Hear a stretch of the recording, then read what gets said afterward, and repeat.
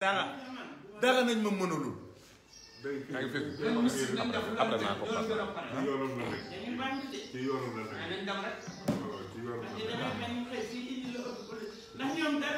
police bu fi taxawee fii police bu fi dugg wala kon àdduna bi dina yëngu bi yoon. lañ ma defoon benn yoon lañ ma koy def ci àdduna dootul ñaar.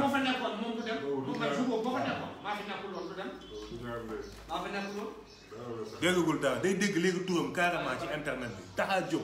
asalaamaaleykum Sénégal dañ xawoon am benn souci technique bu ndaw rek mais mën nañ tàmbali gars yi partagé leen live bi mooy ki nga xamante ne démb daf jaaroon na tës par rapport ak problème bu ko opposé ak benn responsable politique donc partagé leen live bi ñu commencé waxtaan parce que tey léppay leer nekkuñu ci dëkk boo xamante ne jaay doole la képp ku mën sa morom defal ko affaire bii paa nag moom du demee noonu le peuple s'est levé pour dire non à l'injustice alors li nga xamante ne moom moo xew ñu def benn rappel bu ndaw rek ci situation bi ak problème bi nga xamante ne moom moo opposé Ibrahima Sow ak responsable APR boobu noonu nga xamante ne dinañ wax turam léegi ci lu gaaw alors moom dafa am doomu responsable bi bu dóor plus de 250 millions doom ji nekk le principal responsable alors tey ñu bëgg a jël injustice teg ko ci kaw Ibrahima Sow moomu la ñu nekkal tey ci live bi di wax gars yi nañ ko partagé le maximum jot ci ba ñoom ci seen bopp président de la république jot ci ñu xam lan lañ nekkee ci Sénégal ak li nga xamante ne moom moo fi nekk actuellement di sévir muy cas d'injustice yu doy waar donc sans plus tarder dinañ ñëw jox parole bi Ibou Sow bu ñu paree aussi dinañ dem ci Cheikh Bandoum moom tamit cas d'injustice bu metti yore néew laa wax de di dem suuli ko policier yi dogaale ko waxuma la saaga ko moom saagaale néew bi moom it dina ñëw ci kanam def intervention wax li nga xamante ne moom moo ko dal alors sans plus tarder ñu jox parole bi Ibrahima Sow moom mi nga xamante ne moom moo jàlloon barki démb tës donc mu ñëw expliquer affaire yi Ibou dañoo bëgg a xam affaire yi fan la commencé du début jusqu'à la fin nga expliquer ñu naka nga xamante ak ñoom naka nga entrer en contact ak ñoom ak bés ba ñu lay arrêté ba di la def loolu noonu yëpp nga expliquer ko mbokku internet yi incha allah ñu bàyyi la ak ñoom Ibrahima Sow bismillah. asalaamaaleykum mbokku internet bi maa ngi leen nuyu yéen ñëpp ku ci nekk sa tur ak ci sa sant di la jéggalu di la baalu ak ci weeru koor bi di ñaan yàlla lépp lu ñuy jaamu ci koor bi yàlla nañu ko yàlla nangul.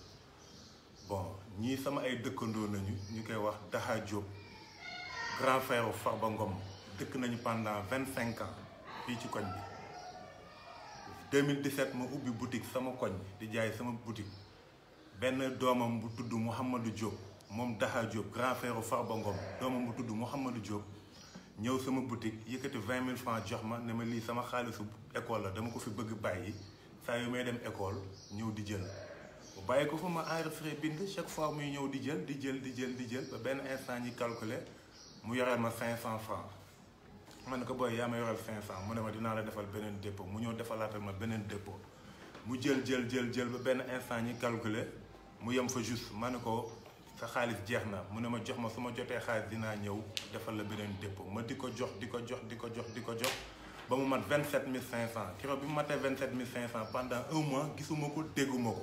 mais comme ñoo bokk koñ ci biir koñ bi may dégg rumeur ñu ne dafa sàcc seen kër 250 millions la fa sàcc bon ma toog ba benn vendredi 28 décembre 2018 ma xëy di liggéey sama boutique ni ma génnee sama buntu kër automatiquement gis benn Ford bu gaare ma romb Ford bi rek benn waay wàcc noonu rek dóor ma mënut fii quoi ni may tourné di def nii ñeneen ñaar ñi lem sama main gauche yóbbu ci ginnaaw mënut tamit ubbi oto bi dugal ma ci bi ñu ma ci dugalee.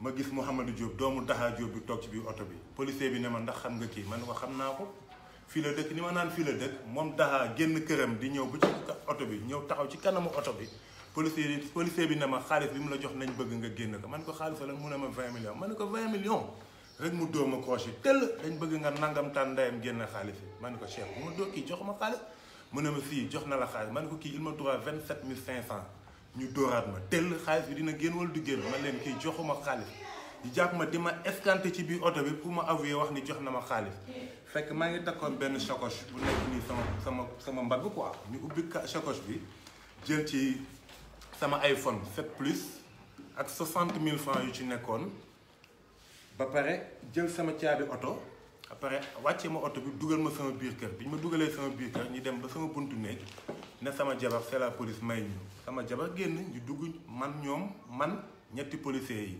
Daha Diop taxaw sama buntu néeg ñu tëj buntu bi wàcce ubbi sama armoire fépp fuy rokku ci biir néeg bi fu ne ñu lëncu fa xool gisuñu dara benn instant mu yëkkati ubbi armoire bi daaneel yére yi yëkkati morceau bi fekk fa 300 000 xaalisu versement boutique ba mu jël ko bi mu ko jëlee mu tourné na ma yow da nga dul génne xaalis bi ma ne ko non kii joxuma xaalis mu ubbi bunt bi ne Daha wàccal ci suuf nga xaar ma Daha wàcc ci suuf xaar ma bi ñu paree mu wàccewaat ma kër gi dugal ma ci biir oto bi mu tourné laaj booy Mouhamadou Diop fu diw dëkk benn gaan bu dëkk si Cameroun quoi il paraît que ne booy bi daf ko joxoon xaalis ñu dem foofu bi ñu demee policiers yi wàccee ñu oto bi dugal ñu ci biir kër gi bi ñu duggee ci biir kër gi policier bi ne salaamaaleykum ana diw mu ne ko dafa génn mu ne ko jox ñi numéro téléphone am mu jox ko numéro téléphone bi mu joxee numéro mu composé numéro bi ne ko diw mu ne ko waaw mu ne ko c'est la police dafa am benn xale bu ñu àndal il paraît que ni dafa am xaalis bu mu la jox loolu moo ñu fi indi Daha ne ko nii bi mu ko defee nii mu coupé téléphone mu tourné laaj doomam ne ko ñaata nga ko jox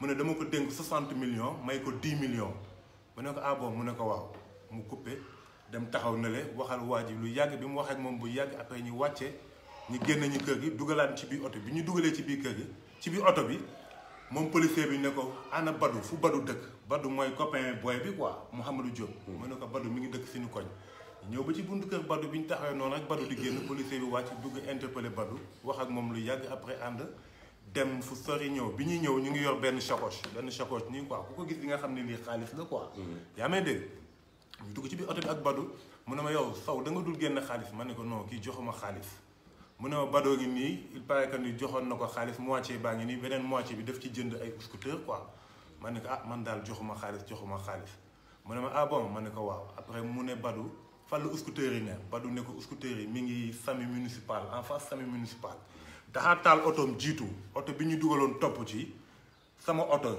topp ci benn fourgonnette beneen policier bi yor oto bi ñu dem ba buntu CTO en face SAMU municipal ci benn garage biy jaay ay scooter ñu wàcc ñoom lijjanti fexe ba jël ñetti scooter dugal ko sama biir oto bi ñu ko dugalee sama biir oto après Daha tourné jël yoonu kii bi nii quoi jël yoonu CTO bi ñun suñu oto topp ci après sama oto topp ci ñu dem ba ginnaaw CTO benn angaaram bu nekk foofu oto yëpp dugg ci biir bi oto yëpp duggee moom mu wàcc woo policier bi ñu taxaw ne wax lu yàgg bi ñu waxee lu yàgg mu ñëw ubbi oto bi jàpp ni ci mbaggu doomam wàcce ko dugal ci biir otoom taal otoom dem ñibbi policier bi dugal ñu mën ak Badou yóbbu ñu ginnaaw station Star bu nekk ci suuf pont bu Yaraax bi ñu gaare foofu fekk am na benn oto Optima Kia bu bleu bu ñu gaare woon foofu mu wàcce ñu oto bi Ford bi dugal ñu ci biir Kia bi ñu dugalee ci biir Kia bi beneen gaañ bi jël oto Ford bi jël yoonu ville dem ñoom ñu taal oto bi jël yoonu péage di dem benn instant ma commencé jaaxle man ko chef fan nga jëm mu ne tëjal sa gémmiñ man ko fan nga jëm mu ne ma dama bëgg nga tëj sa gémmiñ mu dawal oto bi ba biir Thiès bi mu demee ba biir Thiès gaare ci benn bayaal moom policier bi Maha Diop la tudd El Capo ñu koy wax El Capo mooy policier bi ñu fi doon jiiñ ni moo fi amoon problème ak Jakartaman bi Thiès même gaañ boobu la xees def rastaman nii mu jël téléphone am composé benn numéro bipé ko automatiquement mu coupé kooku woo ko bi ko kooku woowee mu décroché def haut-parleur kooku ne ko allo Maha dafa ne Maha rek ma xam ni Farba Ngom la parce que dëkk nañu pendant 17 ans yaa may dégg mu ne ko waaw monsieur le député mu ne ko waaw mu ne ko ani gaañi mu ne ko gaañaa ngi nii mu ne ko récupéré nga lépp mu ne ko noonu mu ne ko pour l'instant téye leen dinaa la woowaat. Maha la ko wax wala Farba wala xam nga ne Farba la doon wax. déglu ma. waaw bismillah. waa ji Farba moo woote ne allo Maha. policier bi moo tudd Maha. ok El Capo. mu ne ko waaw monsieur le député. mu ne ko Farba ne ko ani gaañi mu ne ko gaayaa ngi nii mu ne ko téye leen pour l'instant dinaa la woowaat. mu coupé mu ne ma xam ngeen kuy wax nii ma ne ko Farba mu ne ma effectivement Farba Ngom la. Maha wax lii. ma kon loolu leer na moo confirmé ne. waaw ma Farba Ngom la. ok te man bien avant muy wax Farba la man xam naa ne Farba. ndax xam naa ko dëkk nañ pendant 17 ans fii Derklé. yaa may dégg. bon bi mu coupé ma xam ne ñii dañ ma bëgg yëpp quoi mënuñu protéger seen doom bi dugg seen kër jël seen xaalis bëgg sànq ay doomu jàmbur. ubbi kalpeem policier bi ci boppam moom moo wax policier bi moo wax lii ubbi kalpeem génn 5000 francs nañu am pass leen ngeen ñibbi suñu paree enquête bi dinaa leen woowaat. noonu ci laa wàcc oto bi ma wàccee oto bi ñu jël Jakarta mu dugg ñu jël Kalando pour mu yóbbu ñu garage. automatiquement yoruma téléphone. ci la abbu Jakarta chauffeur bi téléphone woo sama yaay ji. ne ko mu ne ma allo ma ne ko allo mu ne ma yéen fu ngeen ne ma ne ko maa ngi Thiès mu ne ma Thiès tu te rappelles bi ma lay woon naan la maa ngi Thiès. waaw nga ne ma looy wuti Thiès ma ne la ñun de Thiès nañ ñu indi est-ce que yaa may dégg.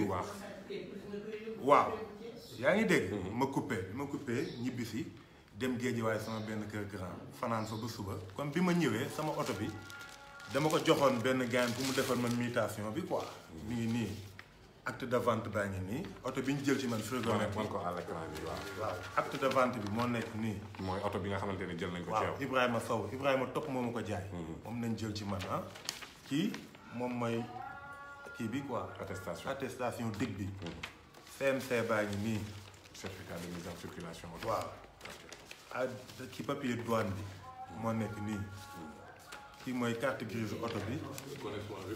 correspondant carte grise bi. kii moom a jaay oto bi Ibrahima Top. ok waaw léegi oto bi pour wan la ne man benn 3008 laa yoroon 3008 laa joxe ak 500 000 francs ñu jox ma oto bi Renault Master bi. décharge bi ñu ma defaloon mi ngi nii depuis 2018 la woon lii te lii moo jiitu problème bii. ok kon oto bi sama oto la maa ko moom. yaa may dégg. léegi ma ne balaa may def dara damay dem seeti ki ma jox këyitu oto bi. mu delloo ma këyit bi ba pare ma doog a dem. pour nga mën a justifier ni li maa ko moom. ok bi ma toogee noonu 3 jours benn gaañ woo ma téléphone ne ma Ibrahima ma ne ko waaw mu ne man dañ ma jaay benn iPhone Thiès il paraît que ni téléphone bi yow yaa ko mujj utiliser ma ne ko ku la ko jaay mu ne ma Maxa El Capo. mooy policier bi. yaa ngi dégg ma ne ko ah bon mu ne ma waaw ma coupé dem tribunal def sama plainte bi ma defee sama plainte après central tribunal jël dossier bi envoyé ko central. ñu defee as mi ngi nii plainte 32-14 du 26 février 2019. waaw soit transmis 22-44-19 du 9 avril 2019 commissariat central sûreté urbaine. ñu woo ma entendre ma man septembre 2019. entendre nañ ma septembre 2019. ñoom ñi entendre leen. kan ci ñoom lañ. Taha ak doomam Mouhamadou Diop. ñoom ñaar ñëpp entendre nañ. ñoom ñaar ñëpp entendre Taha bi ñu ko joxee convocation. vendredi avant muy dem dafa dem gis suñu paawu Ilimaanu Jàkk ak borom kër gi ndem si yàlla suñu paa bu baax bu dëkkoon fii paa Doudou Gueye gaañu na. mu dem gis ko ni mi ngi nii daf ma yóbbu police. daf ma yóbbu tribunal te bugguma fayoon toog moom muy metti ci moom. muy metti ci yow. waaw yaa ngi may dégg. bu baax paa bi woo ma woo sama yaay ñi toog buntu këram ñi toog këram. ñu ne ma carrément dañ bëgg nga retirer plainte bi man leen plainte bi du ma ko retirer tant que jotuma sama alal. sama alal laa soxla ñoom ñi woo ko wax ak moom. mu dem wuy ji lundi. paa yi woo ma ne ma dañ bëgg nga retirer plainte man leen plainte bi du ma ko retirer moom bi mu demee wuy ji ba ñëw bi ko paa yi woo dafa ne c'est pas l'appel jaratu ko comme yóbbu na ma tribunal nañ dem tribunal lu ma yoon may mu jël. tey yaa ngi gis nii barki de bi ma jógee tës mu yónni fi benn maire léegi sama yaay woo ma ne ma naa ko bàyyi parce que dégg na li mu wax ci tës bi moo ko bàyyiwul dina ma tëj. Daha Diop bu dee yaa moom police bi demal nga tëj ma man Ibou Sow sa doom moo sàcc sa 250 millions demal tëj ma Daha Diop ragaluma la faalewuma la. mais moom dafa la porté plainte ba lay tëj. waaw non déglu ma dafay def ay menaces quoi. ok day def ay menaces la dama ko bëgg xamal ni ko. këram bii dëkk na fi pendant 27 ans benn yoon laa fi mës a dugg xaw ma ñaari yoon aw ma soxlaam bu la rombee doo ma nuyu duma la nuyu. yaa may dégg daw naa nag police ba bëgg a dee sama dossier mënuma fexe ba jot ci dossier bi ma nga central delloowul tribunal c'est ça le problème. ok waaw léegi oto bi actuellement anam. oto bi mi ngi ci garage yi Daha Diop dépôt Daha Diop commencé na yàqu. oto bi 60 000 francs la ma doon may par jour. biñ may jàpp 60 000 li ñu jëloon sama poche fii versement wu oto bi la veille bi 2018 ba léegi ñu ngi téye oto bi oto boo xam ne 60 000 la lay may par jour. ñu téye ko 28 décembre 2018. yaa may dégg. oto bi lan la doon liggéey. dañu am ñaari restaurant Dande Mayo ak Tébégout. clients yi ñëw di togg. bu ñu toggee ba pare le fait que ñu uti oto ñun ñoo leen di livré ñu fay ma. oto bi looloo taxoon ma ut ko. oto bi bu taxawoon ci journée bi ci buntu restaurant bi mun na am wàccaale 60 000 wala 70 000 par jour. ok léegi depuis lors déggoo Farba Ngom wala kenn jéemul def médiation pour delloo la sa oto wala amul benn parce que 2018 la li nga wax nii. dégguma dara li tax sax ma toog seetaan leen. dama porté plainte pour man comme citoyen la ci dëkk bi laa dëkk. yoon am na Sénégal su ma porté plainte wane samay preuve pour man dinañ ma war a mën a delloo sama alal. mais mënoon naa dem fekk ji ko fa mu ne parce que moom civil la te oto bi nekkul ci yoonu police. waaw léegi nekkul ci loxo police man dama foogoon ne police sax moom moo. déedéet moom moo ko mettre sur scellé. déedéet moom moo ko téye moom ki mu fi indi woon policier bi mu jëlee. ba Thiès Daxa Diop le frère à Farba moom moo téye sa oto. moo téye sama oto. ok policier nañ jëlee ba Thiès mu ñëw confisqué ma kidnappé ma yóbbu ba Thiès nangu sama oto. gaare ko ci buntu moom dépôt. mais sa oto bi pourquoi mu démarré Thiès. demul Thiès oto bi jotul dem Thiès fii la ko gaare buntu dépôt moom Daxa. waaw mais fu mu jëlee oto bi ci kan la jëlee oto bi. ci man la ko jëlee. dafa ñëw fekk la sa oto wàccee la. non non dama gaare sama fii ci buntu kër gi laa mu gis kii bi nii policier bi mu ma mënatee nii jël caabi bi mu ne ma oto bi animu ma ne ko mi ngi nii ci nañ ko jël. ñoom dañu la woon carte policier est-ce que c'est. war nañuy ma dara jusqu'à présent war nañuy ma dara. léegi tey jii nii il se permet ne yow lay tëj. waaw nee na man lay tëj yow yaa ko porté plainte. man maa ko porté plainte mais léegi la yónnee sama kër fii di jéem a ñuy wax sama yaay ne daf may tëj lu quoi wal ma Badou yow. Badou mooy kan. Badou man ak moom nañ jàppandoo woon yóbbu ba Thiès. Badou lu ko ci boole Badou. Badou copain boy bi la. ok xaar bu ñëwee dina wax lan moo ko ci boole. Badou daf cee laale moom. waaw. léegi actuellement nii fi situation bi toll. nekk ci kaw mu yéegaat dama jëli ko Aziz. waaw mooy léegi fi situation bi toll nii. waaw yow par rapport ak Farba Ngom. waaw lan ngeen seqoon avant ci wàllum liggéey wala ba war a mën a tax mu war a mën a comporter woo nii ak yow. Farba Ngom de mosuma sëkk ak moom dara 2005 daal bi ma yoree fii sama boutique di jaay portable. daan na sëpp ju fenêtre am ne ma saw joxal ma kii carte 5000 wala carte 10 000. loolu laa mos a sëkk ak moom mais mosuma sëkk ak moom dara. daanaka bi mu fi toxoo ba léegi gisuma ko xaw ma fu mu dëkk dégg man la si ñoom seen kër gi aw ma fa soxla. d'accord yaa may dégg. Badou kaay. Badou léegi Badou ñëwal nga. def mooy Badou naa egsi. man li ma war a wax yëpp wax naa ko ba noppi waaw. journaliste Badou mën nga présenté wu ak internet yi. nga wax par rapport ak li nga xamante ne moom moo xew te dañ la cee jàppoon. waaw bismillah kon présenté wul ak internet yi te nga wax li nga ci xam ci affaire yi. donc d'abord damay nuyu ñëpp di nuyu sama yaay ji comme affaire yi moom wax ji moom du bari. daanaka commencement fee fekkee naa ko. ok. doomu Farba Senghor. Farba Ngom. Farba Ngom. doomam dafa jël 250 millions jël ko ci papaam. bëgg mu ko Daxa mooy magu Farba Ngom. Daxa moo doomu Daxa Diop moo jël 250 millions. doomu Daxa Diop moo jël 250 millions. doom la ci Farba quoi. ok bëgg ma koo dénk man. yow mii la bëggoon a dénk 250 millions yi dénk waaw. yow da nga gis 250 millions yi. gis naa ko waaw. teg ci bët liquide. liquide la waaw. ok ñaari saako waaw. ay saako la nekkoon. waaw saako 25 kilos yi. saako xaalis la ñëw. 25 waaw yow waaw. saako 25 kilos yi waaw tax na. saako 25 kilos yi la def xaalis ba mu fees ñëw jox la. waaw jege si lu gars yi gën la. léegi gis nga déggoo waaw wax na la dëgg ba wàccal masque bi gars yi gën la. léegi mu bëgg ma koo dénk. ma ne ko man somme bi toll nii du ma ko laal. parce que man bu doon ay milliards damay ànd ak sama dignité. léegi mu jël ko yóbbu ko Almadies ci benn appartement denc ko fa. man moom rek ko xam. appartement fu mu ne. Almadies immeuble indien yi. léegi xaalis bi denc na ko fa 3 jours xaw ma 4 jours mu soog ko fa génne. mu yëkkati 5 millions may ma ko. yow mii man mii mu may ma ko. ma ne ko xaalis bi fekk xaw ma fu mu jógee du ma ko laal. 5 millions yi ba El Capo bi nekk Thiès ba ñëwee diñ jël si dañ ñëwaat fekk xaalis sama mois parce que lekk ma ko. yow bi mu taxawal defal nag. bi mu la waxee ne la yor na 250 millions loolu la la wax. waaw maa ñoo ma compté. yéen ñaar yéen a ko compté ndoo. waaw ba affaire yi mot 250 millions. waaw xanaa loolu jël na leen journée la. 250 non non ay paquet 10 millions 10 millions. ok. léegi ñu compté ko. yow laajoo ko foo ko jëlee. laaj naa fu mu ko jëlee mais comme doomu boos la. mu ne ma sam papa ba dafay yor xaalis di ko nangoo génn di ko joxe di ko denc ci kër gi chaque samedi fii dañuy wàcc xaalis bu bari. ñoom yow ci kër kii bi le frère de Farba Ngom wala Farba Ngom ci boppam. Farba Ngom mooy wàcce fii sax samedi xaalis. ay xaalis liquide. ay liquide. d'accord. doom yi di si sàcc di ko génne. léegi yow nga compté ba 250 millions. waaw mu may ma si 5 millions ëpp li ma bëggoon may si ëpp na 5 millions man maa ne ko lii baax na. parce que man waaw xaalis yóbbu ma. doo wàcce masque bi nga wax. léegi après mu jël xaalis di si bulowu jënd si oto. dafa jënd oto. jënd si oto waa di si foo ak yow di bulowu. ok après léegi. fu oto bi nekkoon. oto bi almadi la nekk da ko jëndoon. bàyyi ko man ne ko këram quoi. waaw moom lépp lu muy def mën na ciy déggal. ok léegi mu jënd oto bi. seen waa kër di ko wër. léegi ma ne ko booy sa yaay ñëw na sama kër de lan nga def mais moom na daf may nëbb waxuma dara.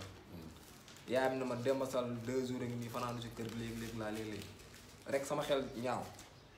ma ne ko booy ma ne ko dellu seen kër seen waa kër ñu ngi lay seet bu fekkee dafa am loo def dama nga leeral leen ko. après ci la ma ne booy dañu war a dem sax Gambie man ko non man dew ma Gambie de parce que man damay liggéey. après ñoom ñu dem Gambie lañ leen jàppee sax El Capo. booy bi jàppoon nañ ko. Gambie lañ ko jàppee waa El Capo bu nekk Thiès. waaw lañ yabal ak ay élément am ñu ñëw dem Thiès. dem fee Gambie jëli booy bi. ba ñu ñëwee booy bi araftuma ne ma Ibou Sow nañ jël affaire yi saf ko Ibou Sow quoi. Ibou Sow mii kii mooy Ibou Sow waaw. man maay Ibrahima Sow. kii mooy Ibou Sow waaw. Ibou Sow kaay yow bul sooy. mu ne la léegi booy bi. booyu doomu Farba Ngom bi. waaw moo ne la na ngeen ko jiiñ Ibou Sow. nañ ko saf Ibou Sow waaw. d'accord. ma ne ko waaw ma ne ko du ma ko saf Ibou Sow parce que Ibou Sow. waaw takku ci xaalis bi laalu ci xaalis bi. man mii daf ma fenaloon na ma 20 millions la ma jox te joxuma ko 5 millions ba ñëwee li ma dimbali mooy dama ànd ak sama ngor ba ñu ñëwee lu amu seede baaxul. ba ñu ubbee sama amoir 5 millions laa leen génn jox ko El Capo li may wax dama woo. mooy 5 millions yi mu la mayoon 5 millions laaloo ci woon laalu ma ci li ma wax def na 2 ans. ok dañ ko topp. léegi ma jël 5 millions yi jox ko El Capo ñu jël ko ñu sàccaale sama Xmax téléphone bi ma yoroon ubbi sama amoir jël sama ay yére jël sama écran plat jël sama PSP yeeg yëpp yóbbu néewal ñu doole yóbbu. ñu dem ba Thiès Farba ci boppam woo El Capo. ne ko waaw woo El Capo en personne ne ko ana gars yi El Capo ne leen gars yaa ngi nii mu ne waa téye leen fa El Capo ne moom. El Capo Thiès la nekk. Thiès la nekk waaw. ok mu ne moom du nëbbu doom du dóor doom làq doom nee na soit dañ koy indi booy bi mais bu ñu booy bi toogee këram ñun dañuy libéré. maanaam El Capo il réclamait. waaw le fils de Farba. waaw pour mën a yeggali enquête. merci beaucoup. très léegi avant boobu. kon El Capo moom def na liggéeyam. El Capo ñoom liggéey bi jaarul ñoom Thiès lañu ñëw fii. di sàcc ak bagage jàmm du yoon. waaw c'est que loolu tamit bëggoon naa cee ñëw. waaw pourquoi la El Capo commissariat Thiès parce que dañoo waaxu moo tax parce que dañoo ñëw taf tafee ni. ok yaa ngi dégg. te avant ñuy yóbbu Thiès El Capo ak Daxa dugg nañ ci oto bi di discuter.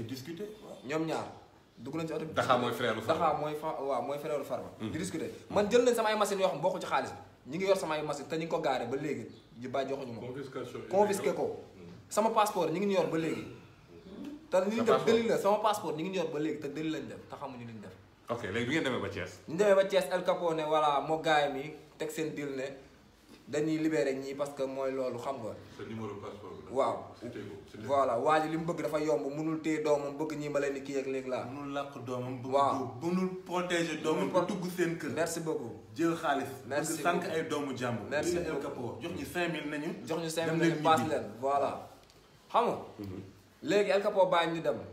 mais El Capo moom it balaa mu leen doon yóbbu ba foofu noonu yëpp warul woon xalaat loolu moom it. affaire bi dil la. ay dil la dil la parce que ñoom sama tonton bi ba nga xam ni sama turandoo la moom lañu ma tuddee. woo na ko ne ko carrément sama jarbaat foofu nekk dama bëgg nga jële ko fa nu mu gën a gaawee da doon bàyyi xel sama tonton parce que xam nañ li mu def bàyyi du yoon mu patampay ñu génn ñu Dakar. li ma lay wax def na 2 ans je pèse bien mes mots parce que si koor laa dama fen waaw 28 décembre waaw 2018 xam nga ñu patampay ñu def ñu leen neex jël suñu alal jël suñu xaalis néew ñu doole dem. kan moo la wax ne ci Dakar. ñoom ñoo jël sama passeport El Capo moo téye ni sama passeport jour vendredi la maa ngi koy gis mu téye ko nii moo ko jox Dakar keroog fan yële woo naa ko ne ko El Capo ma ne ko bu ma coow sama passeport laa soxla mu ne ma mi ngi si Dakar dinaa fexe ba mu jox la sa moto yi fexe ba jox la sa passeport depuis loolu déggaatu ma ko nag mais waaw. en tout cas bon li ngay expliquer nii doy na waar mais gis nga ci trajet bi ngeen jógee de Dakar à Thiès. dañ leen doon menacé dañ leen doon persécuté wala. dañ doon menacé naan waaw da ngeen a doon ay ngaax ngeen sombu toon noonu ngeen téye ko yéen ngeen waroon muus jël somme bi bu leen laajee ngeen di yoroo ma ne ko man sama ngor laa ànd ba may dee. mu ne dafa da nga waroon jël xaalis bi ne yoroo. nee na ma waroon jël xaalis ne yoroo ma ne ko man sama ngor laa ànd ba may dee. bu doon ay milliards suñ ma ko laajoon tamit dama koy génne 5 millions du dara maam ak 5 millions ba ñëwee bañ ma ko laajee dama koo génne teg ko si table bi jox leen ko te li may wax moom xam na moom mi ngi may dégg xam na li may wax bu baax a baax. yow fi mu toll nii lan nga leen di laaj sa. sama passeport laa ni laaj liggéey ak moom bëgguma am ak ñoom benn problème ak sama machine yi ñu confisqué nañ ma ko jox. en tout cas yow moom yow yaa compté ba affaire yi mot 250 millions te d'habitude Farba Ngom moom day faral di suy wàcc wala muy ñëw weekend di àndaale ay xaalis di ci biir kër gi ci kër gi di ko denc ba pare am na sax. parce que dama dégg ñu ne xaalisu campagne la woon wala quelque chose du genre. ay dil la ñoom Farba Ngom xaalis bu mu yor lakk jeexalu ko day sàcc xaalis. parce que damay dégg démb gis naa seen benn intervention ñu ne xaalisu campagne bi lañ fi dencoon campagne yu 2019 bi. ah loolu la ñu wax. waaw loolu boobu demeewul noonu. ñoom xam nañ. ok xaalis bi ñoom xaalis sàcc la ñoom ñoo ko xaalis réew mi lañ jot di ko dugal fii di ko teg ci kër gi. doomam gis ni papam day sàcc moom tamit mu jël xaalis bi di ci foofu jënd oto El Capo oto boobu sax moom la yoroon di ci bulow. El Capo moom El Capo moom oto boobu la yoroon di ci bulow.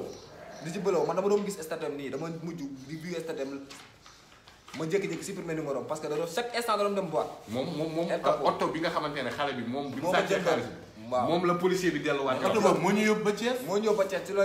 maanaam oto bu ñu sàcc. waaw te ci la nekk di blow.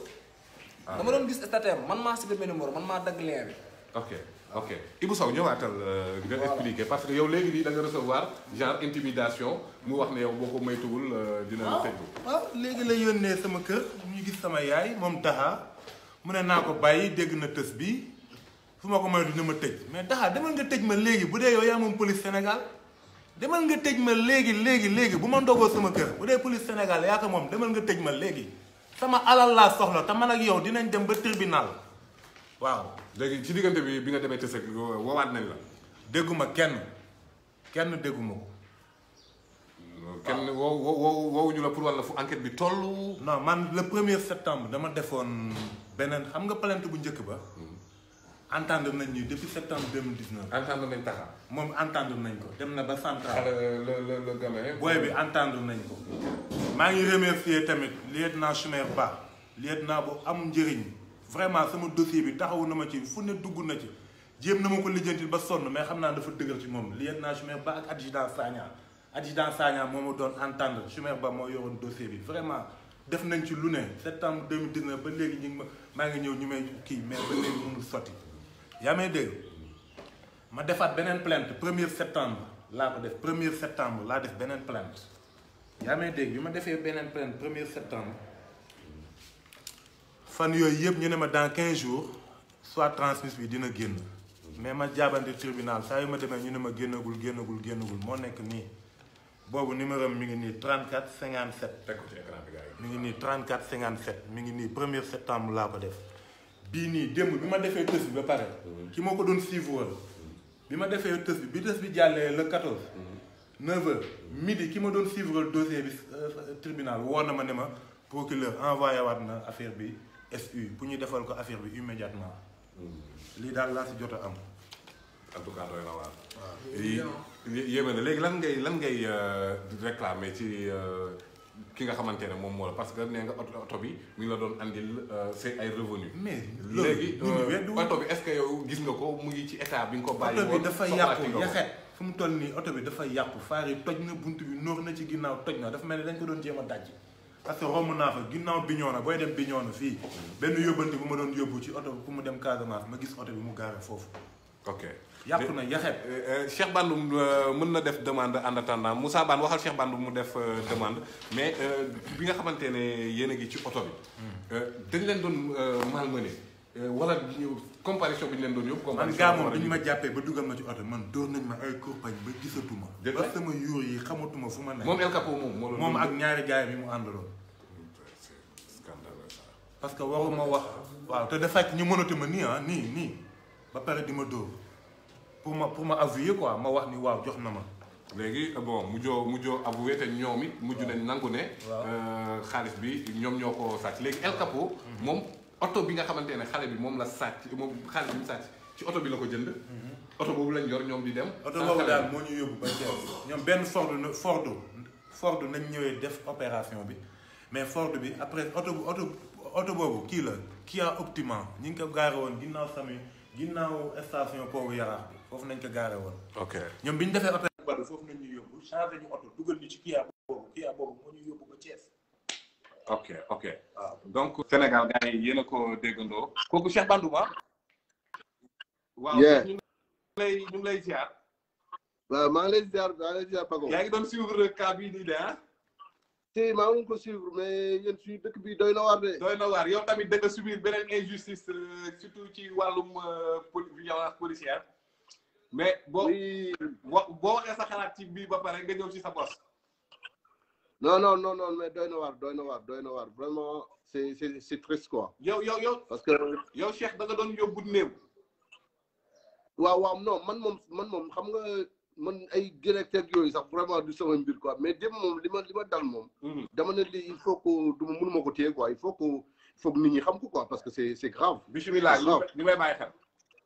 ouais c'est grave. acca nu mu demee expliquer ñu fi mu commencé ba fa nga kii woon ñoom. waaw démb daal dafa am sama tonton sama oncle ndeysaan de soxnaam génn àdduna. mu génn àdduna nag après mu woo ma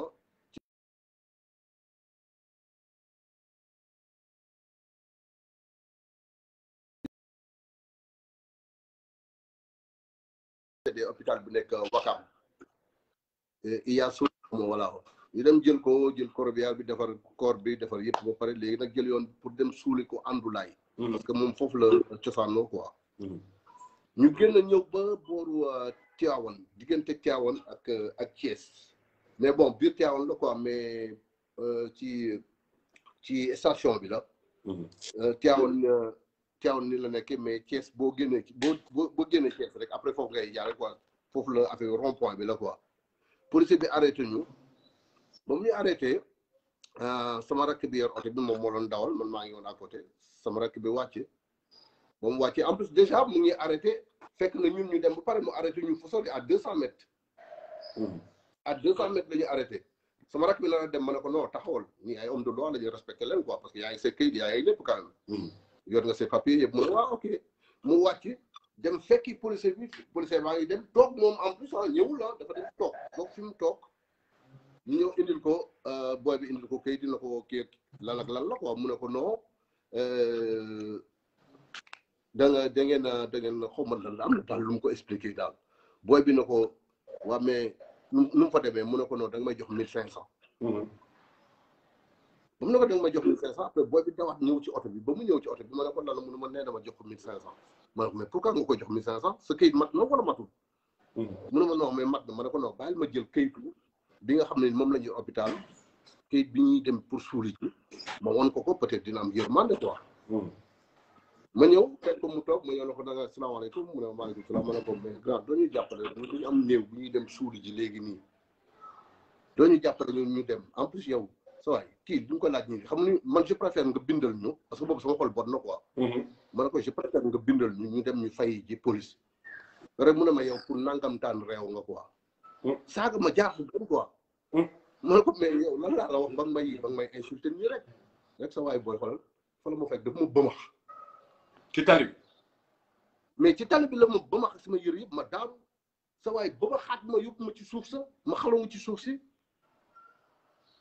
ma ne ko sa waay néew la ñuy yor dañuy dem suuli néew mu ne ma yow ak néew bi seen nangam taanu ndey allahu akbar barki alxuraan mais dama j'étais choqué dama choqué wu néew sax dañ koy saaga quoi te policier la homme de loi mais dafa saaga néew bi loolu moom gën a metti nag quoi dafa saaga néew bi allahu akbar te boobu suulee guñu parce que boobu ay 14 heures en plus moo jot ci tali bi quoi tisbaar bi dañu waroon suul néew bi quoi boobu lu nekk si biir Tivaouane quoi war ko suulee àndulaay après mu jël perle bi xam nga jëkkati wu saaga foofu jaay ay par exemple ma ne ko de toute façon ñun awma temps mais le retour on va régler le problème après ñun ci lañ dem suul biir retour bi après ma woo ñu ma war a woo après commissaire bi nag convoqué ma tu vois ak seen kii bi commandant bi après ils l'ont entendu mais bon nee nañ dinañ ko sanctionné mais voilà mais biñ ko convoqué doy na waar daal doy na waar ñëw na ci convocation bi ñu ko convoqué ñëw. mais dafa bañ a ñëw parce que man dama bëggoon ñu def face à face mu wax ma wax mais sa waay dafa daw ñëwul yàlla la yàlla baal la quoi parce que il était pas lucide non. non parce que kuy saaga ay néew moom kooku. non il était pas lucide du ma ko safal nag dafa mandi wala fi mais il était pas lucide parce que tu peux pas être lucide di saaga ay néew quoi naan ma yow ak seen néew bi ak seen néew gi seen nang mais non ça ne va pas léegi Cheikh yow comment tu comptes faire avec cette affaire là est-ce que di nga ko suivre sur le plan pénal parce que am na ñoo xamante ne yow au moins def nga acte de citoyenneté may fàttali ne tu es de nationalité française te yaa ngi dund à l'extérieur mais malgré loolu ñëw nga sa réew ba nga dund ci sa réew mais force de l'ordre police def la noonu ba saaga sa néew est-ce que lii sur le plan pénal nan nga poursuivre l'affaire. non de toute façon naa ko poursuivre parce que du ma ko bàyyi waaye du ma ko bàyyi ça c'est sûr et certain du ma ko bàyyi parce que daf ma humilier ci diggu nit ñëpp saa waay mu ngi may dóor maa ngi yëkkati sama loxo def nii mais muy continuer di ma dóor quoi ci. mooy nit ki yaa koy dóor parce que boobu bëgg na ma fayanteeg moom mais xam nga maa ko gën a muus parce que man ba may doxul quoi. voilà en tout cas dinañ jéem a am Hannibal Djim nga xamante ne moom moo nekk au sein de FRAPP benn structure. contre les violences faites les violences policières parce que foog naa ne lii nii violence gënu koo rëy quoi ba pare teg ci immoralité te malgré loolu noonu yëpp yow yaa ngi ànd ak sa lucidité respecté homme de tenue bu mu doon mais moom il a fait wane na ne moom ci boppam respecté wul sa tenue et respecté wul sa hiérarchie parce que bi leen convoqué ñëwul. bon en tout cas commissaire bi wax ne sànq ne ma waat dañ koy sanctionné waat mais man il faut mu leer ma il faut ma teg ci bët booy policier bi il faut ñu sanctionné ko. waaw li mu def noonu. oui il faut que mu jaar ñoom moo commandant bi yëpp nee nañu dañ koy sanctionné mais genre policier yu mel noonu kenn du leen bàyyi ci kaw tali bi. c'est doy na waar yéeme na. circulation bi moo ko fi indi woon na ñëw jàllale nit ñi mais néew en plus yow nit buy suuli néew. quoi néew moom ku amul respect ci néew moom. su fekkoon leneen ak leneen ñu war a wax. boobu moom c'est pas ay mariage kenn amul. c'est le sommet. néew li doon suuli. en tout cas doy na waar. te man bu ma demee ci yenn dëkk yi nga dem Amérique policiers yi respecté la nga dem Europe policiers yi respecté la nga ñëw sa dëkk fii ñu lay toroxal quoi police bi di la toroxal ñun police bu ñu ko gisee dañu war a kontaan quoi dañu war a toog xam nga police boo ko gisee da nga war a am confiance. c'est vraiment. nekkuñu fi dugg dina xool pour du titre quoi. vraiment mais Cheikh loolu xam naa ne lu ñu jug la sur le plan judiciaire mais tamit loo war a poursuivre la parce que honneur nit la ñu salfaañee.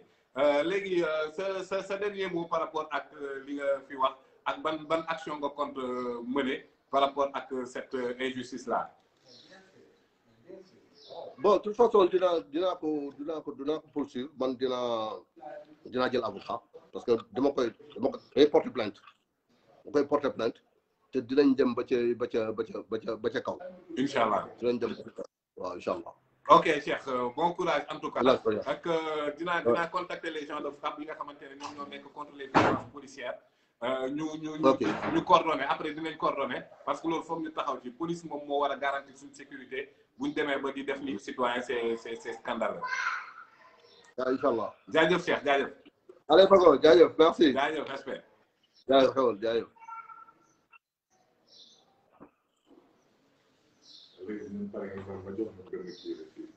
waaw gars yi ñu dellu si waat sa cas bi Ibrahima Sow balaa ñu tëjee ci beneen cas fële na mais par rapport ak la famille de Farba Ngom lan ngay préconiser maintenant comme action juste coup parce que mbirum koñ la aussi kooko wax tamit loolu la mbirum koñ la est-ce que du ñu ko négocier bu woone léegi sa yaay donc mën nañ jaar ci sa yaay mën nañ jaar ci autorité koñ bi ak notable yi fi nekk pour mën a surseoir bu dee menace ak intimidation jàll.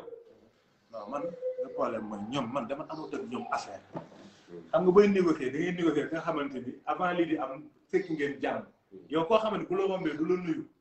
du la nuyu moom kër gi bu la rombee nga taxaw nii laajal nii du la rombee du la nuyu.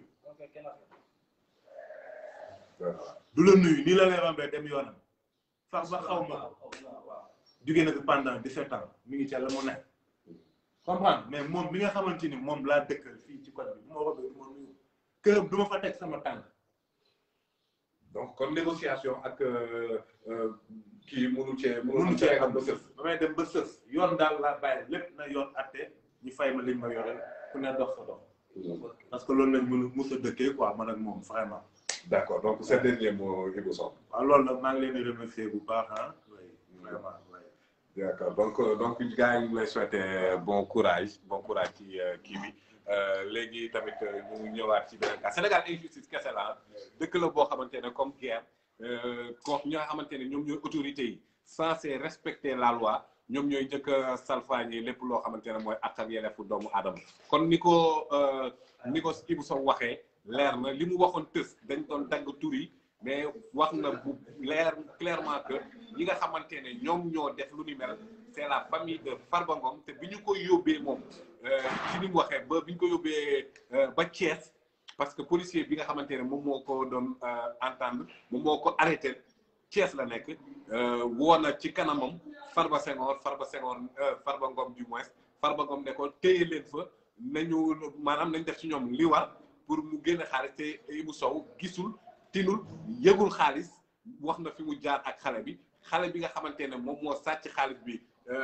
sam waa ji tur bi nakati la Badou wax na leen ko clairement que ni moom moo dem ak xale bi ba Almadi ñu compté 250 millions liquide 250 millions liquide ci kiiwu Farba Ngom boobu noonu jël booy bi di ko ci may 5 millions heureusement laalu dërëm ci 5 millions yooyu noonu donc loolu moom mooy situation bi te ñi nga xamante ne ñoom ñoo ci impliqué te ñu dagg seen nuy tur ci tës bi c'est la famille de Farba Ngom ku ñuy wax Taxa Diop ak doomam ñoo dem foofu noonu doom ci sàcc 250 millions ñu bëgg a faire payer à Ibou Sow des pots qu'il n'a pas cassés oto ba léegi mu ngi foofu noonu ñu gaare te du police moo ko téye du force de l'ordre moo ko téye c'est cette même famille de Farba Ngom ñoom ñoo téye oto plus de 2 ans oto bu ko doon apporter 60 000 par jour donc muy préjudice bu yaatu bu mu war a calculer pour mener action bi nga xamante ne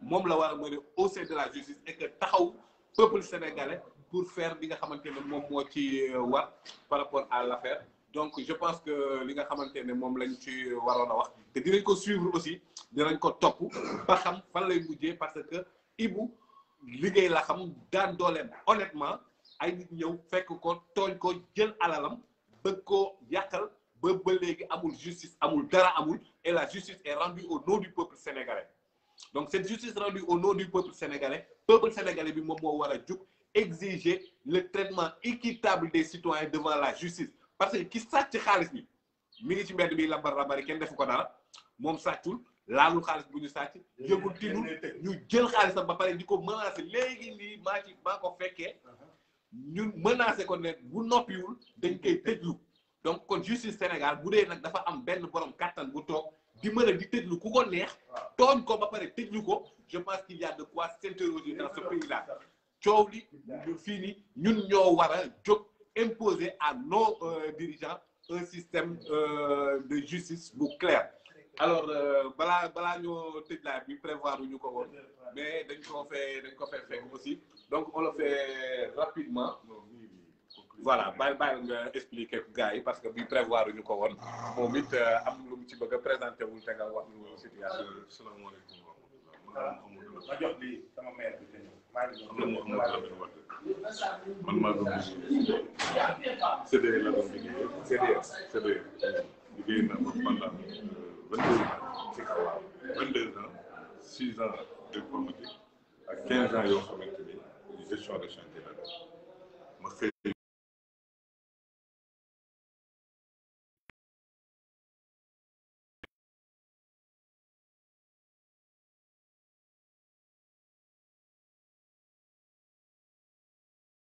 détournement gars yi la nga sa baat ci kaw. waaw accusement dañ ma accusé de détournement pour 1 million 800 1 million 800 gasoil carte gasoil boo xamante ni man yorewu ma oto waaw conducteur bi ñoom ñooy def commande bi ñoom ñooy yore oto donc carte gasoil bi si ñoom la nekkoon bi ma defee interruption sama contrat le 25 novembre 2018 mu tëj du ma kaf boobu may nekkoon sur contrat ñu tëj ma kaso ma tëdd 25 novembre 25 décembre, janvier 2019, février 2019, mars 2019, avril 2019.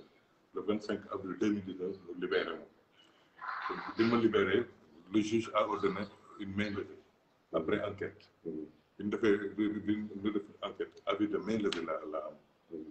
Donc, CD a perdu le procès et m'invite à une négociation. Puis ma demee pour négociation nous def benn protocole d'accord pour que mu mën ma fay sama préjudice nu mën ma fay aussi sama interruption au contrat ak samay congé per boole ci sama retraite anticipée parce que président conseil d'administration bu CDD dem si yàlla si feu Abdoulaye Souleymane Diaw dafa gaañu moo waxoon ni pour mu réintégrer ma d'office parce que le problème là de kooku dañ ma ko teg ne yi dafa ma ko ci biir loolu nu fay ma sama retraite anticipée au lieu que nous réintégrer ñoom ils ont préféré que ma dem à l'école ma dem retraite anticipée li tax ñoom nu bëggoon ma dem retraite anticipée c'est parce que li ma leen xamal moo bëri. lan nga xam xamal naa leen lu bëri détournement yi mu def ñoom à l'intérieur de CDE ku ci nekk yore ko fii fi mu nekk nii ay 10 maisons man mii nga xam ne liggéey naa ko 22 ans du benn pepp suuf bu ma am waxatuma la benn compte wala kilo ciment bu mu jël waaw muy Cheikh Sarr muy Alioune Badara Sène di Cheikh Tidiane Faye di Lucien Adat ñoom ñëpp sama kanam man maa leen formé en informatique en 1979 man Mouhamadou Lamine c'est moi-même qui les ai formés waaw donc tey ñii accusé nañ ma tas nañu sama kër yàq nañu sama der étant diabétique nanguwul ma fay à l'heure actuelle nii sama salaire parce que durée de chantier la toog naa 15 ans yoo xamante ni benn yoon lan ma ci mës a augmenté benn yoon lan ma mës a augmenté le salaire weesuwul foofu. d'accord durée de chantier lan ma defal. jërëjëf boobu tamit ñoo ko déggandoo ci Mamadou Lamine donc Sénégal bii ba tamit dañ koy toppaat ndax prévoir ñu ko woon tey mais donc dinañ ci ñëwaat plus amplement donc Sénégal a ngi noonu gars yi Sénégal a ngi noonu ci mettit Sénégal a ngi noonu ci injustice Sénégal a ngi noonu ci jaay la doole daan la ba pare lépp loo xamante ne sa ak sa yelleef la duñ la ko jox donc mbokk yi dina ñëw topp kaa yi ba mu jeex tàkk muy bii ñu génn léegi nii muy la famille de Farba Ngom dañ koy topp ba mu sës parce que ñi nga xamante ne tey ñoom ñoo yore l'administration de la justice bu dee ñoom ñooy njëkk a salfaañee justice salfaañee yoon je pense que ni dañoo war a jóg lever comme un seul homme pour mën a exiger li nga xamante ne ñoo ko moom suñu ak suñu yelleef parce que la justice est rendue à notre nom Sénégal kenn ëpp fi doole kenn ëppalewu fi kenn lenn donc il faut que justice soit faite pour tout donc lii ni DNS Média dina ko topp jusqu'au bout dina topp le fait que Farba Ngom ëpp doole nit bëgg ko jaay sa famille son frère le fils de son frère ñu sàcc doomam sàcc ay lu toll ni 250 millions liquide naka la mënee nekk ci kër quoi ak xiif bi nekk ci askan wi ak coono bi nekk ci askan wi ak Sénégal fii mu toll demal di banlieue bi wala fii ñaari tali benn tali yéeg ndox amu fa bu ñu naan homme politique di jël liquidité 250 millions dugal sa biir kër ba sa doom di ko sàcc waxutuma la ak loolu ngay jël doom wu jàmbur honnête buy liggéey di daan dooleem nga bëgg koo jiiñ bëgg koo taxal bëgg koo sonal yàq liggéeyam du dëgg du yoon 250 millions liquide la ñu wax donc loolu noonu ki nga xamante ne tey Badou moom moo compté xaalis bi ci doomu Farba Ngom boobu doonu moom moo ko waxal boppam benn appartement lañ jël Almadies compté xobbe 250 millions donc loolu noonu je pense que faw nag mu leer nañ parce que alalu askan bi kese la ñu yor di ko pasare di ko foowe askan bi di xiif hôpitaux yu baax amul Sénégal éducation bu baax amul Sénégal ndox courant jàng lekk ba suur naan ba mandi problème la Sénégal am nit di jël 250 millions liquide di dugal ci biir këram ba doomam di ko fa sàcc waxatuma la ak loolu nga jël doomu jàmbur bu ko teg du dëgg du yoon te dinañ topp cas bi jusqu'au bout dinañ ko topp ba mu sës gaay donc mi ngi noonu ñu abonné ci DNS muy les dernières nouvelles du Sénégal nañ aimé page bi abonné parce que nii lañ ko nar a jàppee te du ñu ñëw rek def effet d'annonce dañuy topp cas bi jusqu'au bout ba xam fan la wànnent di mujjee ci gëtam jërë ngeen jëf bon vendredi yéen ñëpp ak Ramadan Moubarak asalaamualeykum wa rahmatullah Pape Moussa Sow la woon ak DNS Média